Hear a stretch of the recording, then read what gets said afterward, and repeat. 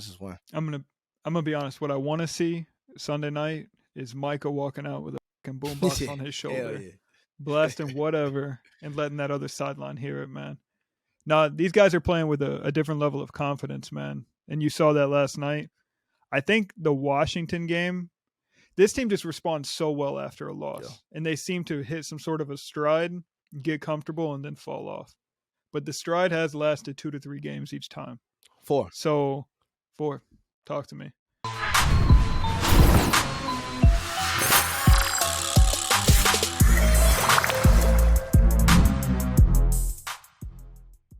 What's going on? Welcome back, everybody. The Dallas Cowboys take down the Brady-led Bucs 31-14 in their first road playoff victory in a very long time. Talk to me.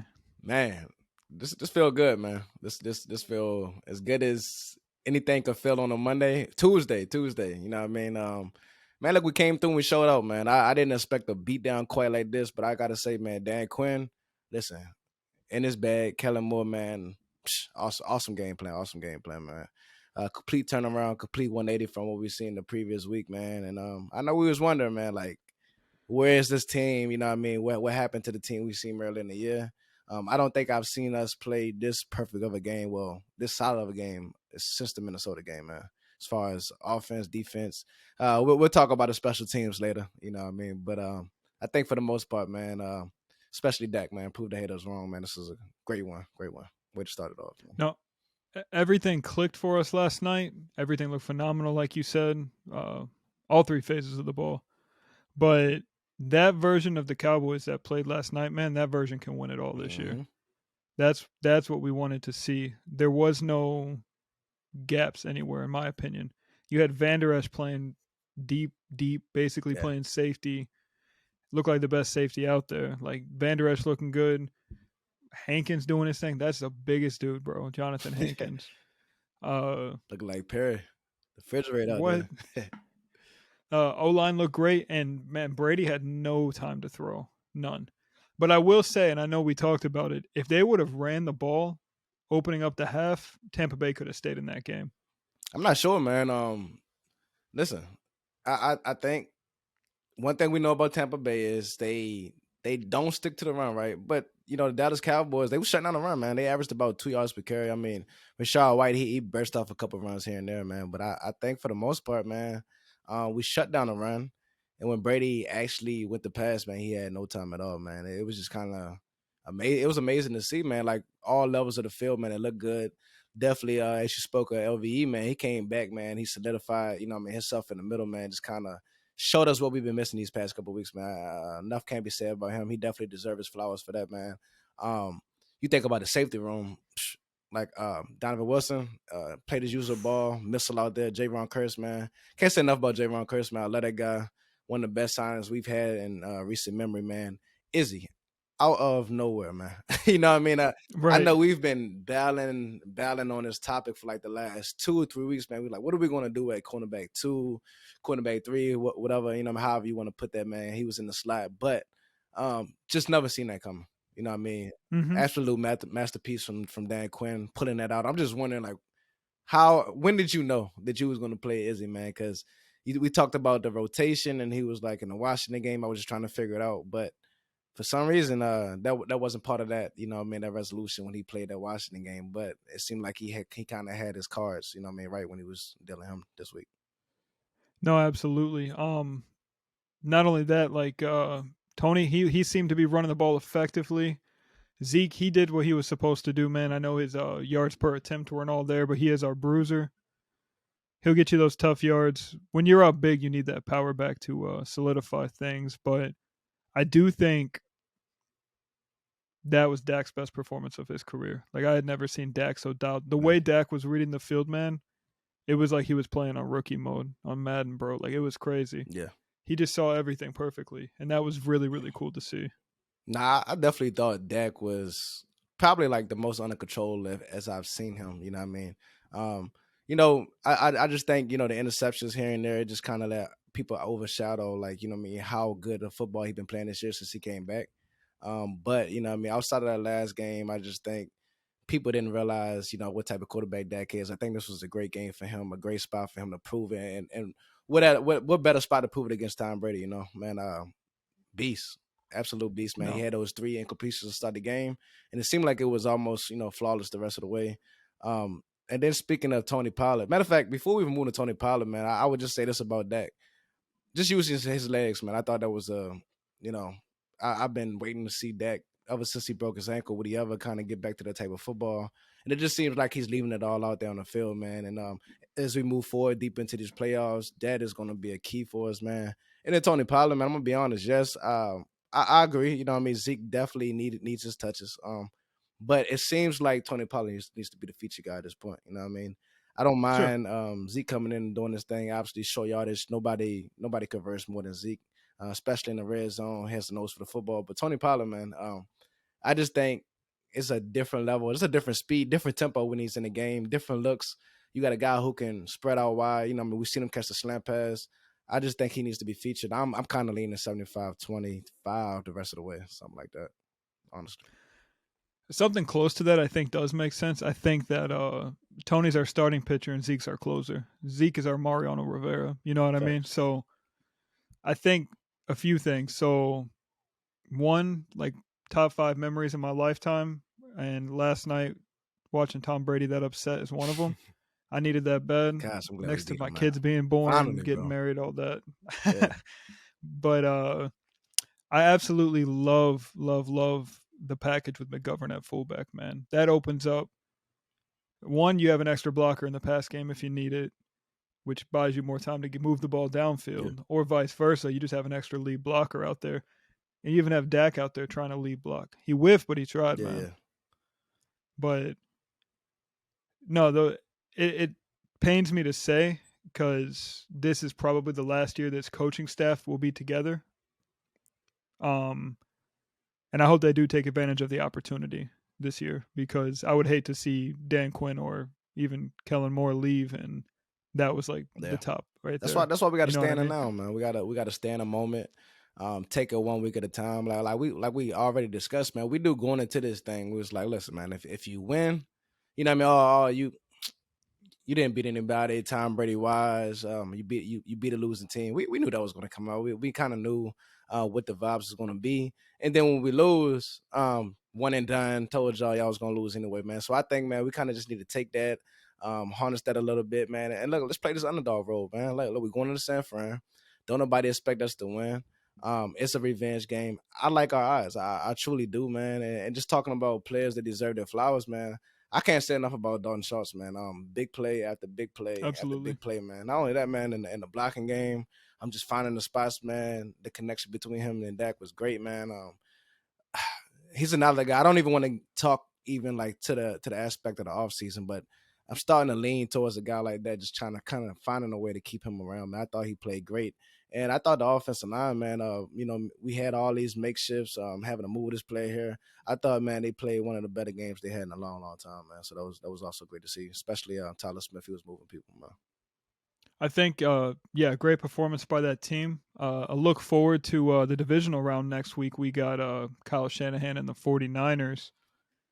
Very, very, very loaded roster, but they're saying the same thing about us. You know what I Yeah. mean? So don't sit there and panic about, well, they got Kittle, we got Schultz. They got McCaffrey, we got Tony. You know what I mean? Mm-hmm. Like, they're just as worried as we are. They got Bosa, we got Micah. So see what happens. But I can already see the line after this game that we beat a rookie 7th-round You quarterback. know it. Like you're supposed to do that. Right. Blah blah blah. But no, I do think that it's our time, man.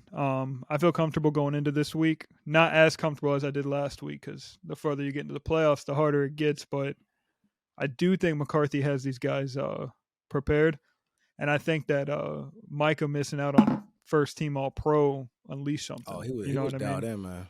We talk about certain players, and it just seems like you don't even feel the need to mention that guy like that because he shows up. But I think this game, like you say, he kind of took it to a different level. He showed he wanted it. A lot of players, they showed they wanted it, and like you spoke of Mike McCarthy, he has these players dialed in, man. I think we're so used to the history that we've had that it's hard to appreciate some of these guys, man. Like a coach like Mike McCarthy, but you do have a 12-12 12 back-to-back win seasons, man.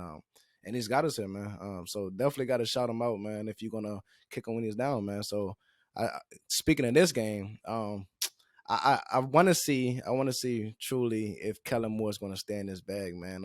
He's going against D'Amico Ryans. He has these guys playing lights out on the other side. It's a different animal, man. But Right. let's not be mistaken, man. We just got past Tampa Bay, and when people speak of that matchup, they want to speak of Dak Prescott versus Tom Brady, but they don't want to speak of Dak Prescott in the light of him doing what he did to that defense, which is a very good defense over there in Tampa Bay. He Absolutely. also, put up 40 points on the number one passing defense against the Philadelphia 49ers. So we knew that, as far as what we wanted to see from Dak, he was going to have to play his best ball, going into the playoffs. And, he's answered the bell so far, man. So far, so good. I think the most important matchup this weekend is Dan Quinn versus Kyle Shanahan. And Kyle Shanahan was Dan Quinn's offensive coordinator on the Falcons Super Bowl run. And Kyle Shanahan blew that lead, man. So, Yeah. Shanahan's got a rap in the playoffs, and he's trying to rewrite that narrative. But at the same time, the Cowboys got to rewrite their playoff narrative. Yeah. You know what I mean? Yeah, man. I think just the vibes yesterday, man, on the sideline, on the field, up in the booth with Michael Irvin and Jerry, like, there was just something different in the air last night over in that game. You know what I mean? And I think this is the most exciting Cowboys game we've had in a very long time. Oh yeah, absolutely, man. And just to think of it, man. We don't know what happens in that Giants and Philly game, right? We'll figure that out Saturday night. And going into that game, man, we just may or may not have the opportunity to host a playoff game in Dallas, man. And they might just get these players some extra juice going into this thing, man. Speaking of this Dan Quinn versus Kyle Shanahan matchup, man, it's going to be a tough matchup, man. You think about it on both sides, man. Lots of skilled players on both teams, man. Debo, Chris McCaffrey. We played a great ball game last week, but it's going to be a whole different animal. I'm interested in seeing how we're going to play it, especially with the Izzy addition at the cornerback. I wonder if we're going to keep them there, how they would kind of move things around. But I do want to see us take away Christian McCaffrey. I'm not sure. What do you think as far as shadowing a Debo, which it may or may not be kind of hard, you know what I mean, with a player that moves around so much as he does. But I really want to put this thing on Brock Purdy's shoulders, man. I do. He's nothing short of what I can say, man. He's been sensational this year in this short time, man. He's played great. But, he hasn't been here before, man. He beat Seattle. I don't think Seattle was a good team, I'm going to be honest. They kind of peaked. They got him. I don't really think they should have made it. And I'm going to be honest. I'm not going to knock them while they're here. But I think, like you said, on both sides, as much as we worried about San Fran and the matchups they present, I'm willing to bet they're thinking the same thing on the other side. No, absolutely. I think as far as like McCaffrey's concerned, I think Hankins being back is going to be a huge help with the defending that inside run game. But laterally is how they're going to have to attack us. I don't like the idea of Trayvon in shadow coverage this week. I say put him on an island to secure one side of the field because Shanahan moves people around way too often, and he'll kill you in man coverage with those motions that he puts in. Kittle, I think Kearse can handle Kittle. That'll probably be like the key shadow matchup right there. Just, oh man, I don't know. I'm nervous about this one. No, we're gonna not nervous. We manifesting this, right? You know, what I mean, right. we here and we deserve to be here, man. That's what I think. A lot of people they get too much caught into the narratives, man. But I truly believe these players don't give a damn about that, man.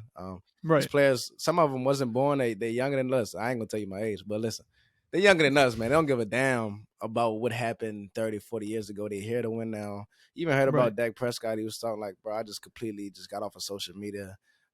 Dark 30, man. These players just blocking out. You see Micah, man. These players want to win, man. They don't care about what happened, 40, 30 years ago. Whatever, man. This is one. I'm gonna be honest. What I want to see Sunday night is Micah walking out with a fucking boombox on his shoulder, blasting whatever, and letting that other sideline hear it, man. Now, these guys are playing with a different level of confidence, man. And you saw that last night. I think the Washington game, this team just responds so well after a loss. Yeah. And they seem to hit some sort of a stride, get comfortable, and then fall off. But the stride has lasted 2 to 3 games each time. 4. So, 4. Talk to me. So let's do the math here. So we lost one to Tampa Bay. We're on a 4-game winning streak. Maybe even more than I think it was even more than that. We lost again. I think our next loss was to Philly. We're on another winning streak with this stretch 4 games. Yep. We lost again. We're on another streak those 4 games. We just lost again 4 games. I think you know that where that puts us. So let's see if we can keep stacking them, man. Sign me up for that. I do. Before we even consider getting out of here, man, Brett Maher. Got to talk about that. We do. That was a disaster. And we're very lucky that Kellen Moore did as good of a job as he did, as well as Dan Quinn, because that could have really affected things. Oh, yeah, absolutely. We cannot have Maher kicking like that this weekend. That's a no-go. He just need a confidence builder, man. He does. And I think, hopefully he works it out in practice, whatever, but on the other side of it, man, the reinforcements that we had come back last week, Biadasz, Hankins, and Leighton Vander Esch, man, that was very, very huge. I can't wait till next week. Major. Nah, man. Look, we look well rested. We look battle tested. That's surprising. And listen, man, it seems crazy, but Dak has been here before, man. He's played fairly well in the playoffs, man. So I think as long as we get a defense that plays like that, you know, we never. It seems like we never get the both of these things working at the same time. But when they do, this is the type of output you can expect, man. So let the defense keep rolling. I think we're in for a tough fall game. I think it'll be a close one. But I truly feel like it's our time. It's our time, man. I know they say you hear this every year. Scratch that, whatever we're talking about right now. So let's do it.